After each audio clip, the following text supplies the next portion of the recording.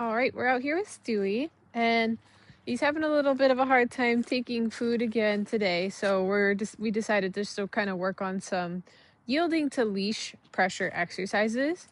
Ideally, he would be taking food as his reward in conjunction with the release of pressure, which is also a reward. So in this case, we're actually working with negative reinforcement, which is taking away something that actually increases the likelihood that this behavior will happen again. So in this case, what's happening is as we go to walk, if he kind of puts on the brakes or doesn't want to follow, he's going to feel that leash pressure. So if I start walking and he's coming along nicely, and anytime there's any leash pressure, like right here, I'm just going to stop. Good. So pressure's on. Wonder if he has to go potty. Perfect, good. So the only time that pressure comes off is when he kind of yields towards my direction. So I'm not adding any additional pressure. I'm just stopping. Good. And we've done this a little bit. This is like our second round walking through the parking lot.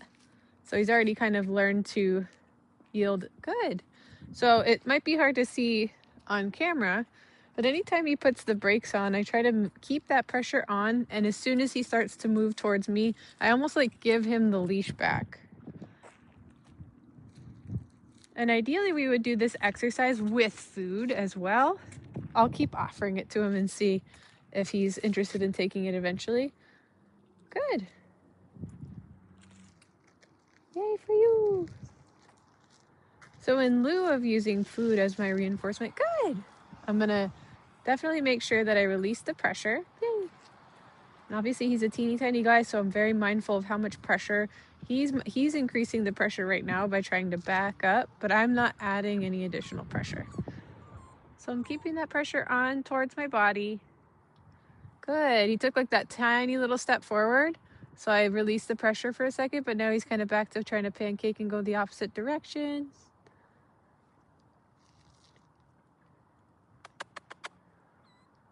Good boy. Yay! Good for you. I don't think he wanted to walk through that puddle. I'll do my best to avoid that.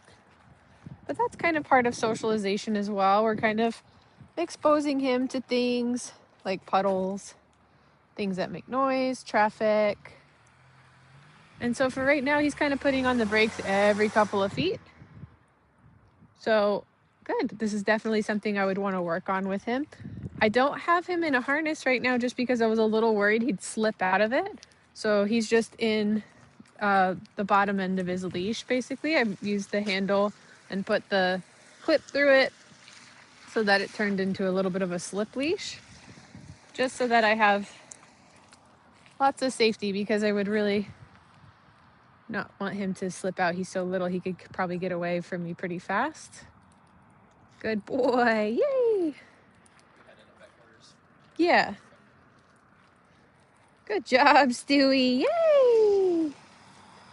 Good. So I would say, like, since he's struggling just to kind of get out this far, I'm not going to push this exercise too much unless I see I'm starting to kind of enjoy it more, which might happen as we get a little bit over here.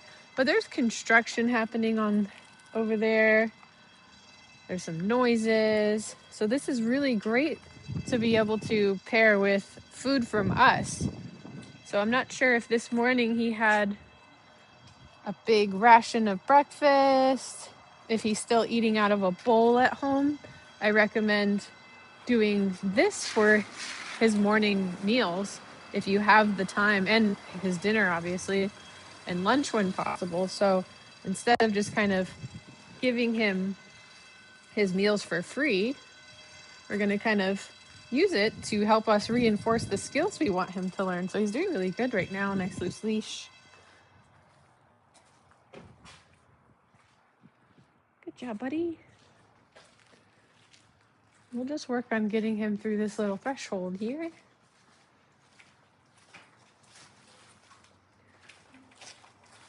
There we go. Perfect. So I'm going to guide him this way, right? So he's behind on the other side of the door. This is a good opportunity to help teach him to yield to leash pressure. So I'm going to put, good. the leash pressure on towards the direction I want him to go.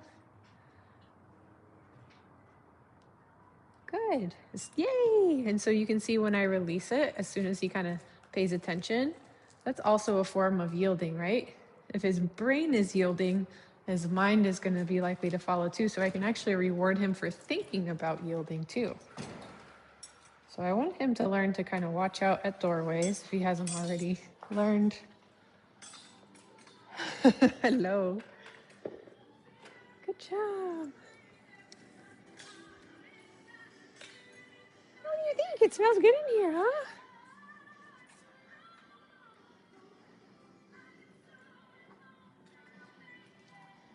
Perfect. So we're just going to check it out in here and give him a little break, see if I can get him to take some food, but he's doing really good. Good job, Stu. Go, Stu. Good boy. Yay, good boy. He's moving now.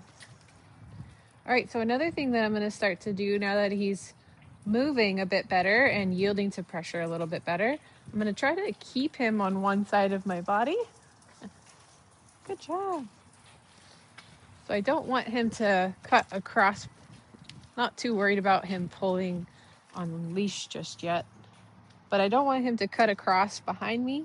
So I'm going to put pressure on, good, and release it when he starts moving back to, good, the side of my body. Yay, good job.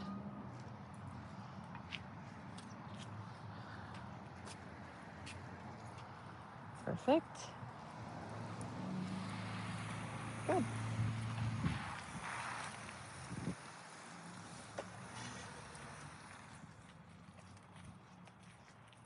Perfect. He's on a nice loose leash right now.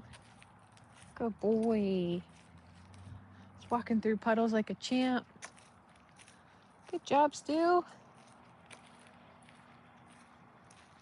Yay for you.